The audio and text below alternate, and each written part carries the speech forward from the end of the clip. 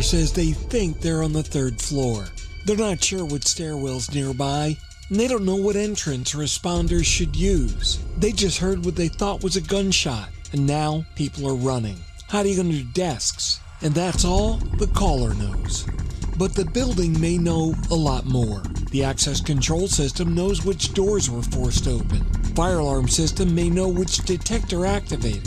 The elevator system knows which cars are operating and which floor that they're located on. And the video system can indicate where people are moving through hallways. Wi-Fi networks know where user devices are associated, so the building already possesses many of the details that responders need.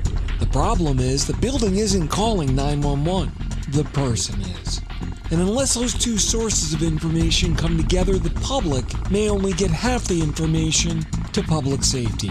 And that's coming up next on TiPS Today in Public Safety.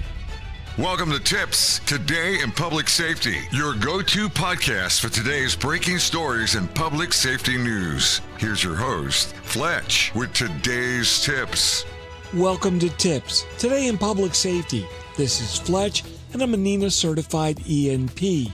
Every Monday, Wednesday, and Friday on TiPS, we talk about the technical, operations, policies, and people behind emergency communications. On Wednesday's episode, we talked about the last 100 feet. We talked about how an address gets responders to a building, but not necessarily to the people who need help. Today, we're going one step further, because once emergencies are inside buildings, the caller may not be the only source of useful data. In fact, the caller might not even be the best source for some of the details responders need. But that's not because the caller is doing something wrong. They may be frightened, injured, or hiding, or they may only see a small piece of a much larger event. Meanwhile, the building around them is generating information from dozens of connected IoT systems. So the question is not whether the building has data. Yeah, most modern buildings have got tons of it.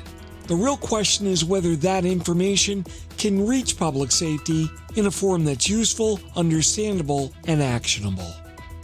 Callers only know what they can see.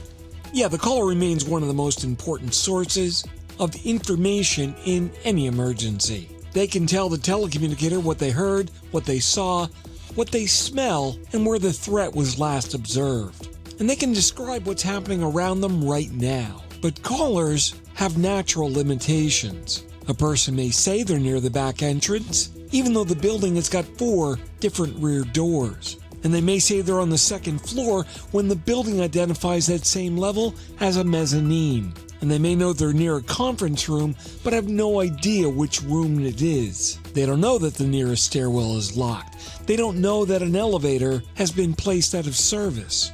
And they've got no idea that the smoke they see actually originated 2 floors below. They can only describe their experience, and what they can't do is see the entire facility. But the building can. Buildings are already producing clues. Modern buildings are constantly producing operational information. Access control knows which doors are open, when badges have been used, and when an entrance has been forced. Video systems can watch lobbies, hallways, parking areas, stairwells, and common places. Fire alarm systems knows